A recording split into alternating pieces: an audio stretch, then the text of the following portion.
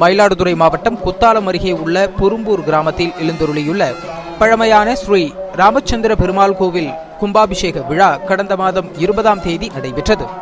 கும்பாபிஷேக விழாவையொட்டி கோவில் திருப்பணிகள் சிறப்புடன் நடைபெற்று புதுப்பொழிவுடன் ஜொலித்தது.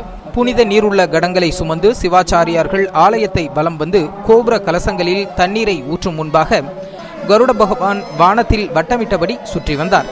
அதனை கண்ட பக்தர்கள் பக்தி பரவசத்துடன் கோஷமிட்டனர். இந்நிலையில் கும்பாபிஷேக கோபுர கலசங்களில் நீர் ஊற்றிய பின்னர் வட்டமிட்டபடி பறந்த கருடன் வானத்தில் மாயமாக மறைந்தது. இதனை பக்தர்கள் மிகுந்த ஆச்சரியத்துடனும் பக்தி பரவசத்துடனும் கண்டு வணங்கினர். பறந்து கொண்டிருந்த கருடன் மாயமாக மறையும் வீடியோ காட்சிகள் தற்போது வெளியாகி காண்பவர்களை ஆச்சரியத்தில் ஆழ்த்தியுள்ளது.